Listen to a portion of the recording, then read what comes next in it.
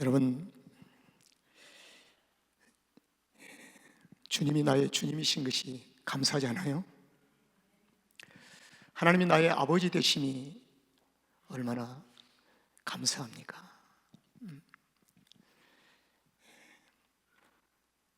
하나님을 아무나 아버지라고 할 수가 없대요. 허락을 받아야 돼요. 그 허락은 성령님께서 우리에게 하나님을 아버지라고 가르쳐 주시고 늘상 부르도록 우리에게 훈련도 시키시고, 그래서 우리는 하나님이 나의 아버지십니다. 나의 아버지. 성도에게는 성령의 인도를 받는 것은 선택이 아니고 반드시 필수입니다. 그러나 종종 선택하곤 해요. 우리가 인도를 거부할 때도 있고, 인도에 대해서 무시할 때도 있고, 어떤 적극적으로 인도를 동의할 때가 있습니다.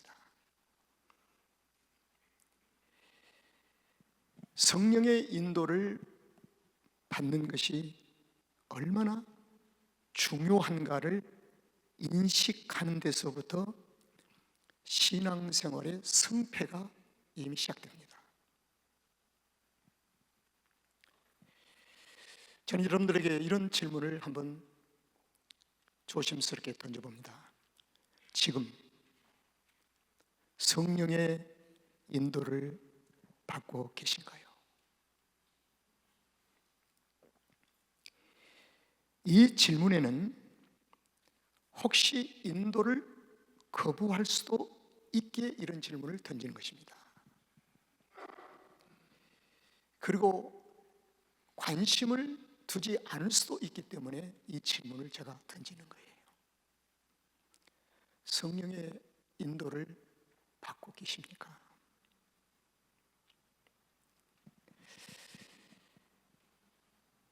성령의 인도는 우리 쪽에서 동의가 있어야 합니다.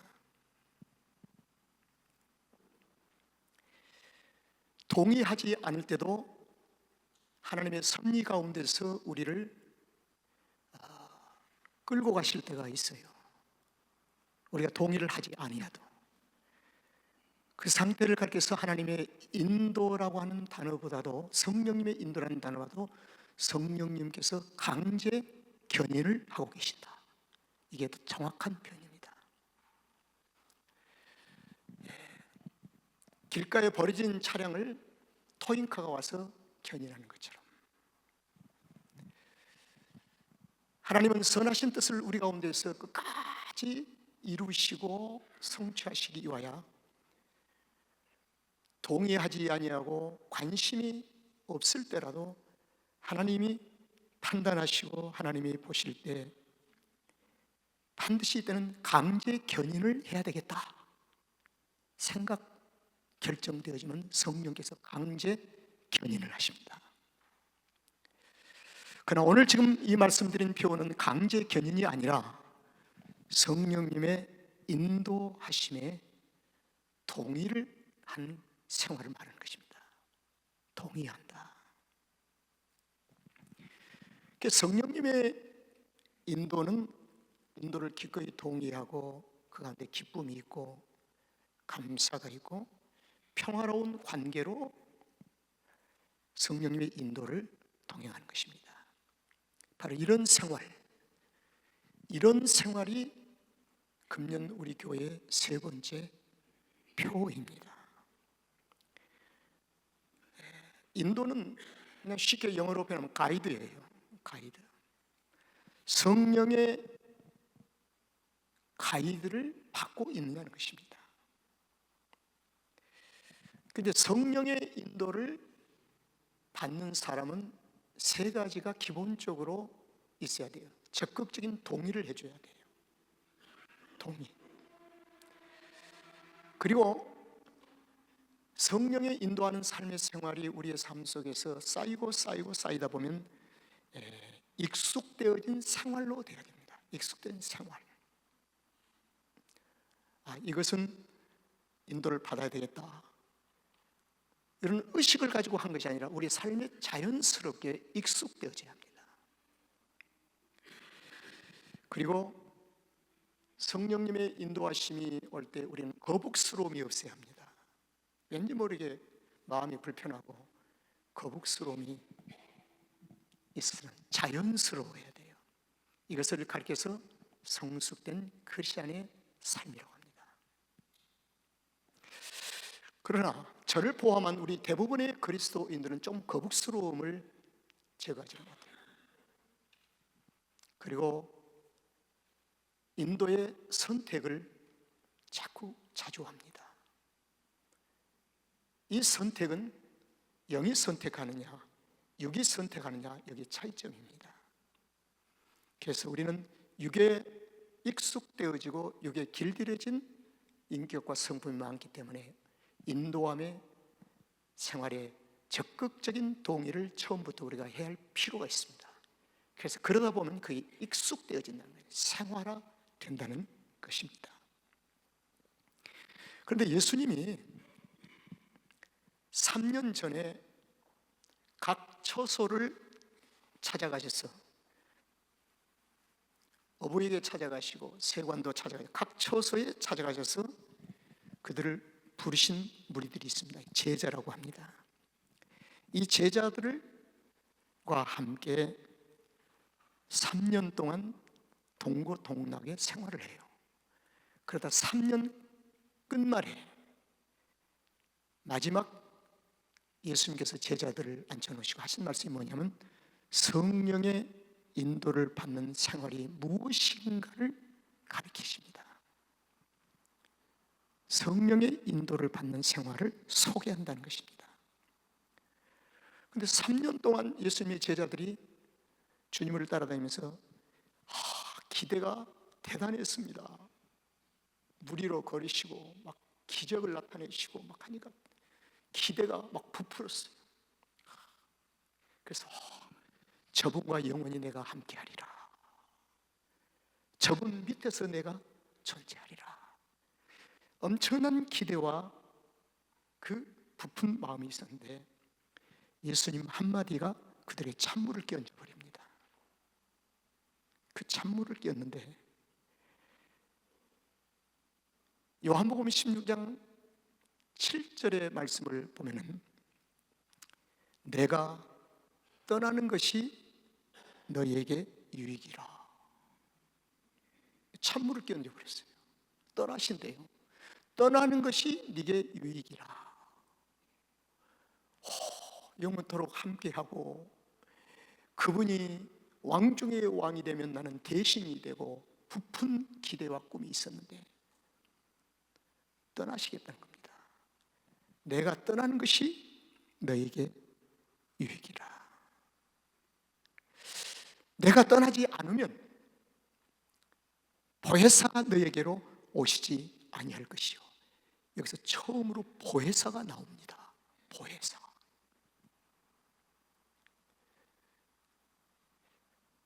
예수님이 떠나야 보혜사가 오시겠대요. 이 보혜사는 예수님 자신이 떠나야 너에게 올 것이라는 확신 있는 메시지를 전하십니다.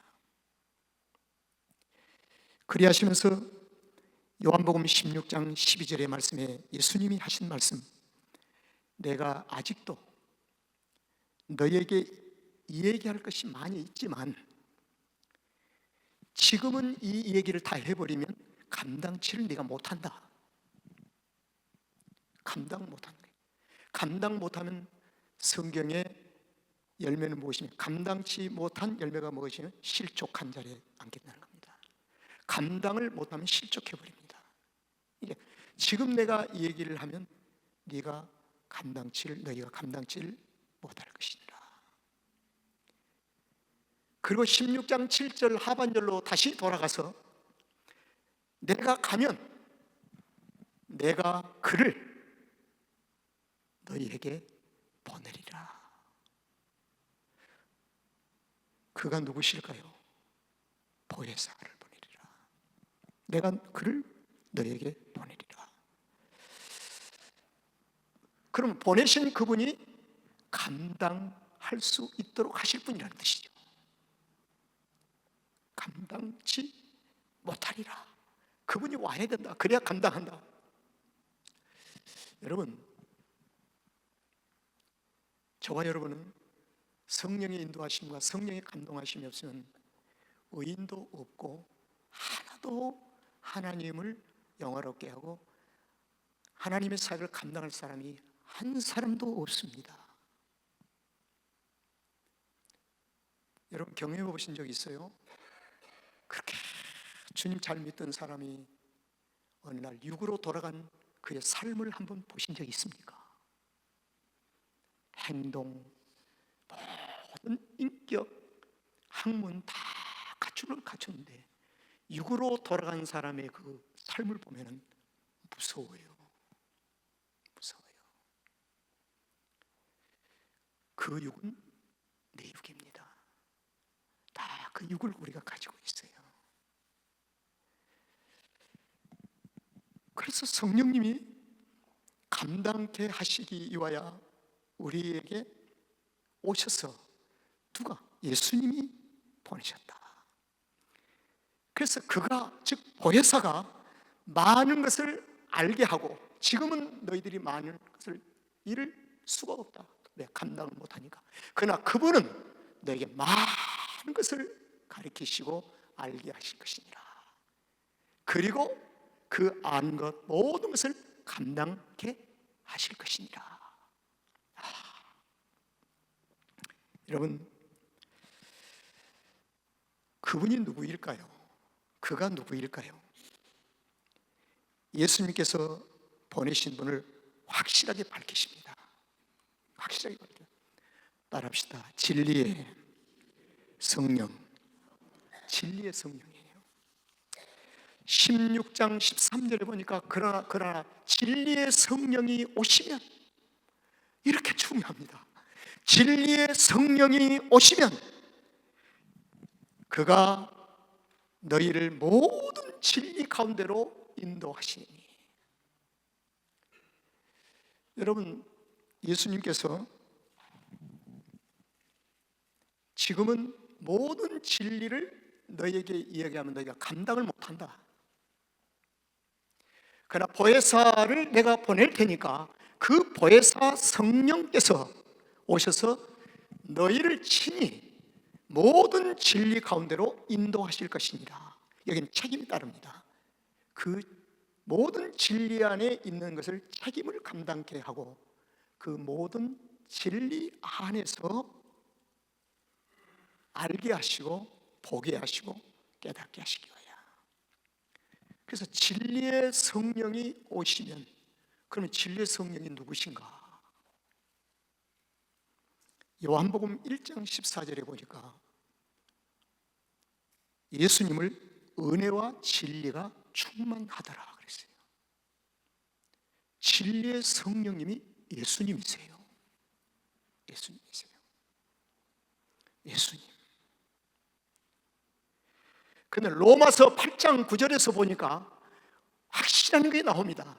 만일 너희 속에 하나님의 영이 거하시면 너희가 육신에 있지 아니하고 영에 있나니.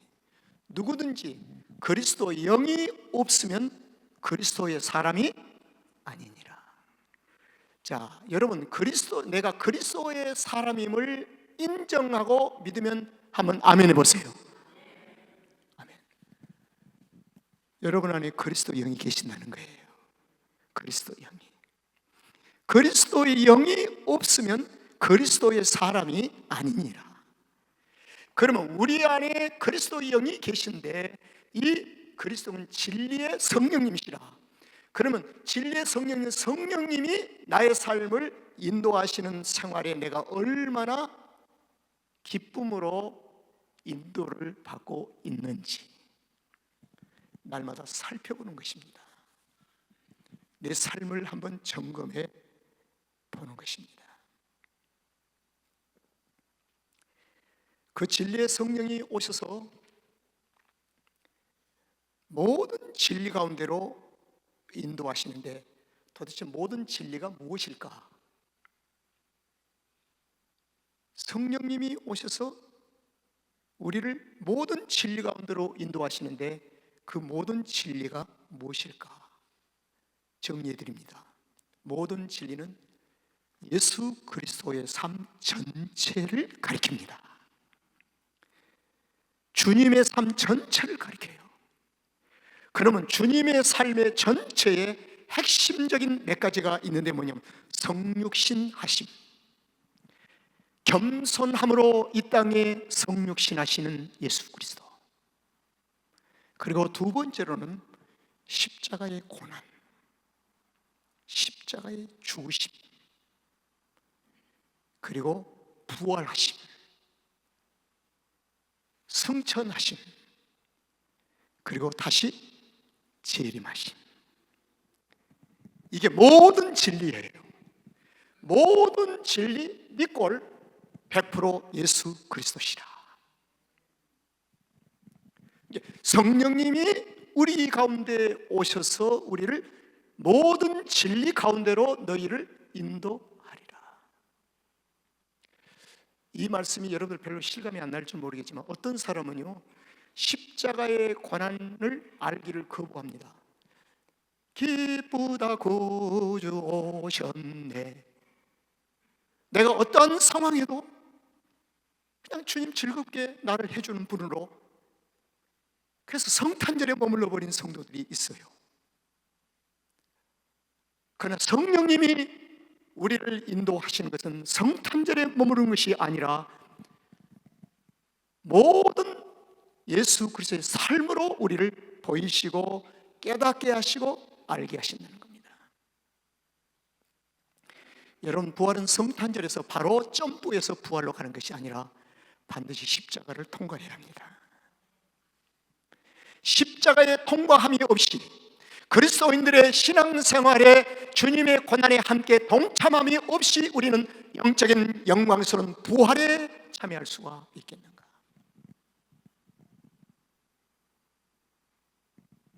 제가 어떤 분이 이런 얘기를 했어요. 목사님, 찬양이 너무 힘들어요. 힘들어요. 그래서 제가 힘드니까 은혜가 되지, 힘듦이 없으면 어떻게 은혜가 되겠는가? 십자가의 고난이 없이 어찌 부활이 있겠는가? 힘듦, 어려움. 제가 그런 얘기를 했습니다. 몇 분하고 얘기하는 중에 저희 집사람이 대변을 했어요. 신원기 목사는 40년 동안 설교했는데 그렇게 설교가 힘든지 끙끙 앓고 있더라, 일주일 내내. 월요일 날 설교를 쓰고 찢어서 버리고, 화요일 날 찢어서 버리고, 수요일 날 찢어서 버리고, 그래서 쓰레기통이 완전히 버려진 쓰레기통으로 꽉 찬 것을 우리 집사람이 증언을 하더라고요. 설교를 준비하는데 힘듦이 없으면 내게 어떻게 은혜가 되겠는가? 나는 찍고 또 쓰고 연필로 쓰고 하는 그 가운데서 내가 은혜를 받는다. 하나님의 은혜를 너무 내가 깊이 받고 있다. 그 얘기를 했어요.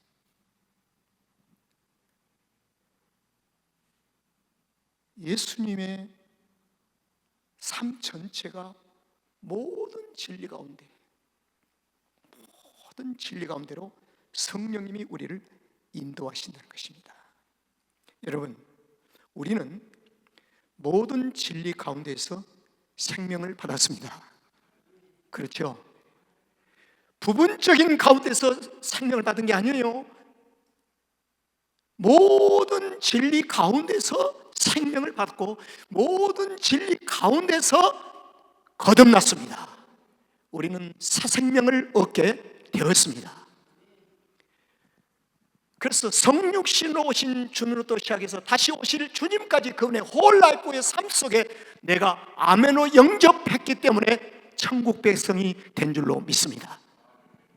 어느 하나라도 부인을 하면 천국 백성이 될 수가 없습니다.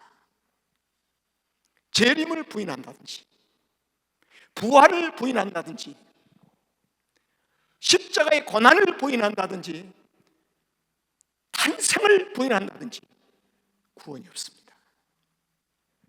진리의 성령님은 모든 진리 가운데로 우리를 친히 인도하신다.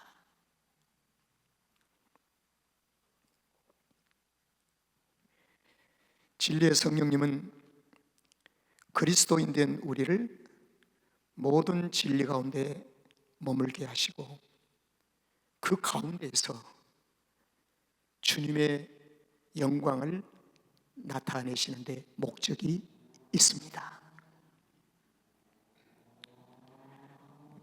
그래서 요한복음 16장 14절에 보니까 요한복음 그가 성령님이 주님이 하신 말씀입니다. 그가 진리의 성령이 내 영광을 나타내리니 주님이 하신 말씀입니다. 모든 은혜 진리 가운데로 인도하신 그 가운데서 보혜사 성령님이 그 가운데서 내 영광을 나타내리니 주님의 영광을 나타내리니 저는 지난주에 우리 송팀들이 부르는 Behold 이 찬양은 힐송의 아주 기술되어진 송팀보다 훨씬 은혜를 받습니다. 저는 이것은 가식이 아닙니다. 지난주에 앞에 서서 하염없는 눈물을 흘려서 눈물이 앞을 가려서 찬양을 못 불렀어요. 너무 은혜스러웠습니다. 너무 은혜스러웠어요. 성령의 은혜 역사. 아하, 찬양은 내가 성품과 내 스타일에 맞춤형으로 부른 것이 아니라 하나님을 편에서 찬양을 해야 되겠구나. 어떤 분이 목사님 왜 요즘 그거 안 부르세요? 내일 일은 난 몰라요. 그 목사님 밑에서 우리 수십 년 동안 있으면서 훈련돼 그거 부르면 신나게 부를 건데요. 그 찬양을 부인한 것이 아닙니다. 찬양은 당신을 즐겁게 하기 위해서 부른 것이 아니라 하나님 편에서 찬양을 드려야 한다는 것입니다. 하나님이 기뻐하시는 찬양. 그렇죠.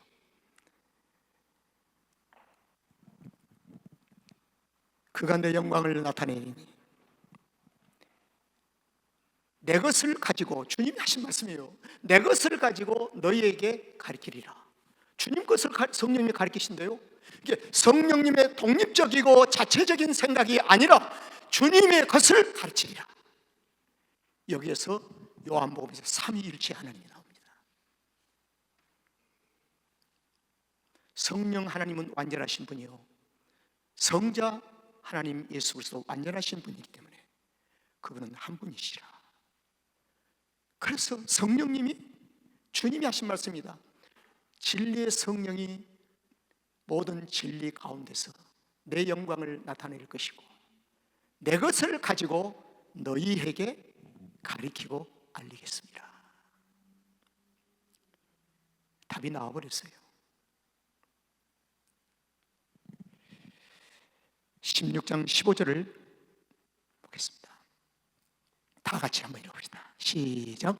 무릇 아버지께 있는 것은 다 내 것이라.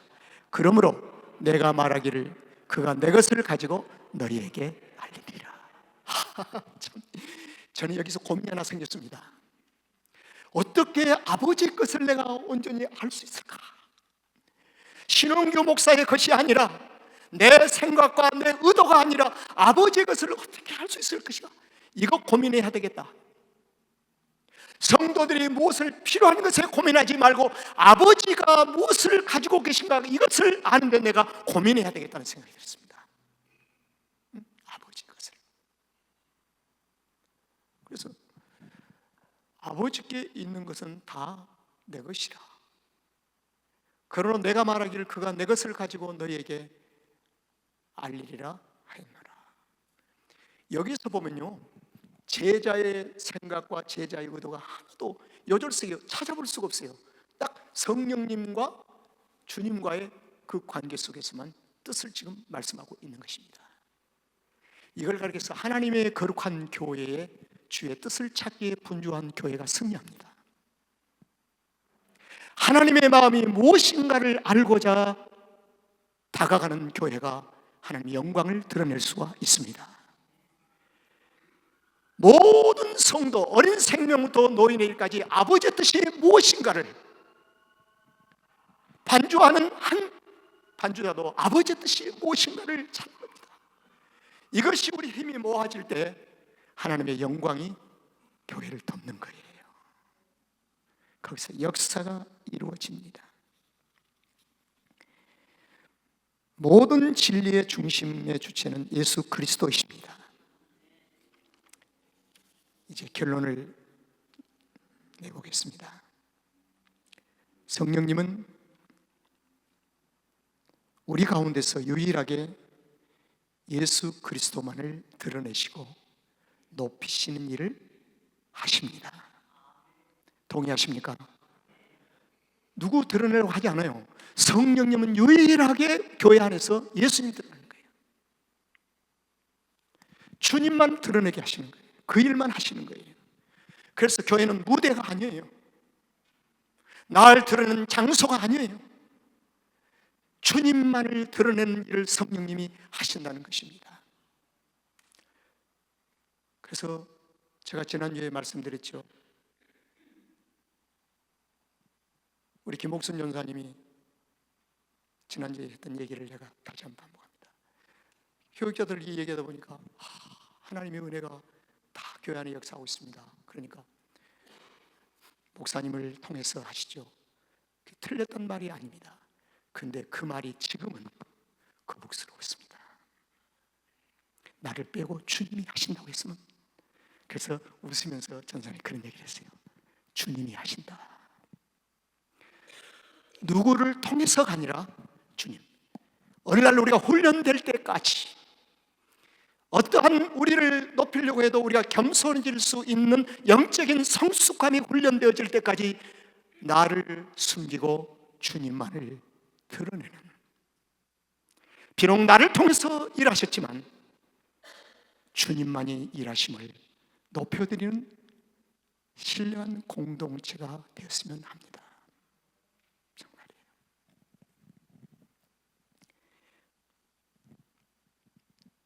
오직 예수님만을 드러내는 두 사람만 제가 소개를 하고 마치겠습니다. 성령님의 인도하심에 충실한 두 사람. 이 두 사람은 성령님을 신나게 해줬습니다. 일하시는데 신나게 협력한 두 사람이 있습니다.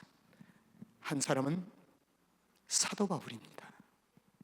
고린도후서 12장 1절 2절을 보면은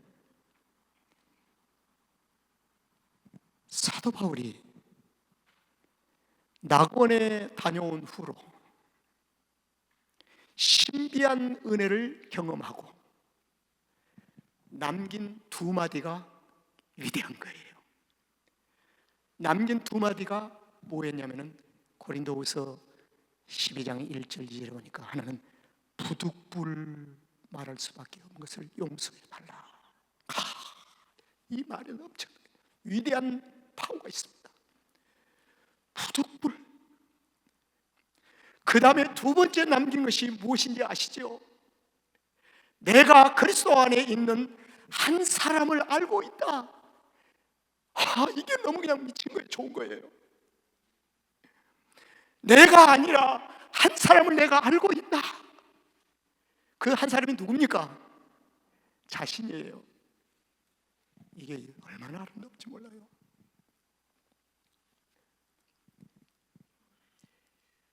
오늘날 조그만 은혜 체험을 하면 막 해서 그냥 나를 통하여 일했다 난리가 나버리죠. 하나님의 영광은 반짝 드러내고 자기 영광을 받는 거예요.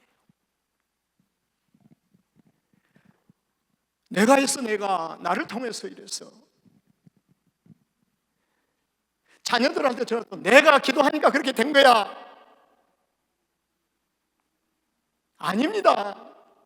내가 100번 기도해도 주님이 응답하지 아니하시고 주님이 일하지 아니하시면 안 됩니다. 일의 주체는 주님이 하신 것입니다. 믿습니까? 그래서 사도 바울은 이 두 마디가 위대한 거예요. 이것이 오늘날 교회 안에 스며들어와야 돼요. 무엇보다 여러분들보다 신홍교 목사의 마음속에 깊이 들어와 줘야 돼요. 그래야 마지막에 생애를 아름답게 마칠 수가 있다는 것입니다. 쉬운 일이 아니지요. 그러나 이 길을 가야 합니다. 두 번째 사람, 유대 광야의 거대한 무대 위에 등장되어진 하늘의 별처럼 등장되었던 세례 요한. 세례 요한은 자신의 삶을 총결산하는 한 요절을 남기고 갔습니다. 그 한 요절이 무엇입니까? 요한복음 3장 30절 말씀입니다. 그는 흥하여겠고, 그는 누굽니까? 예수 그리스도. 나는 뭐요? 쇠하여하리라. 위대한 한 요절을 남기고 갔습니다. 이 두 사람은 오늘날 현대 교회에 많은 울림을 주고 있습니다.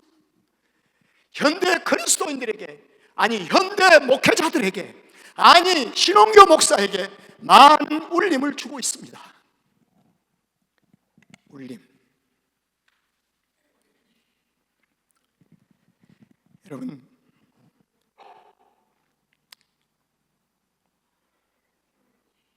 이 두 사람은 진리의 성령이 모든 진리 가운데로 인도함을 받고 난 후에 그들은 주의 영광을 나타내고 주님의 것을 가지고 모범적인 삶을 그냥 산 것입니다. 그러나 세상은 우리를 드러나게 하고 우리의 공로를 확대케 하고 하도록 종용합니다. 자꾸 종용해요, 세상이. 세상은 그렇게 종용한 결과가 무엇이냐면 우리를 실족해 하려고 하는 것입니다. 우리를 실족한 자리에 있게 하려고. 그래서 여러분들 이런 말이 회자되고 있습니다. 교회마다 앞서서 열심히 몸부림을 치고 몸 아끼지 않고 물질 아끼고 일했던 사람 치고 마지막에 시험 들지 않는 사람이 있는가 찾아보라고 하는 얘기를 우리가 종종 듣지요. 왜 그럴까요? 왜 그럴까요? 마귀가 드러내게 하는 것입니다. 자꾸 유혹하는 거예요. 그래서 마귀는 실족해 하는 대로 끌고 가는 것입니다. 16장 1절을 보겠습니다. 내가 이것을 너희에게 이르면 너희로 뭐요?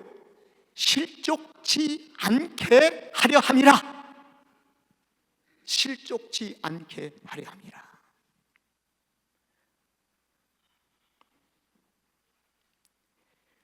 실족치 않게 하기 위해서 진리의 성령을 우리에게 보내신 줄로 믿습니다.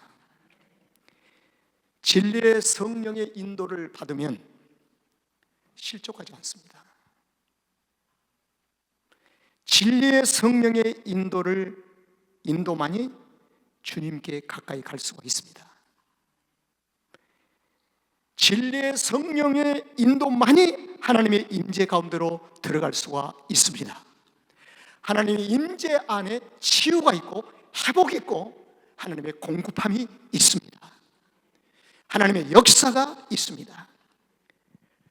다시 질문을 던져 마칩니다. 지금 성령의 인도를 받고 계신가요? 성령의 인도를 선택하지 마십시오. 동의하십시오. 기꺼이 순종하십시오. 그리고 익숙되어지게 하십시오. 그리고 자연스럽게 그리스도인의 삶에서 풍겨 나오게 하세요. 성령의 인도에 성실하면 그곳에서 여러분의 삶의 생활을 하나님께서 회복시키시고 지우게 하실 것입니다.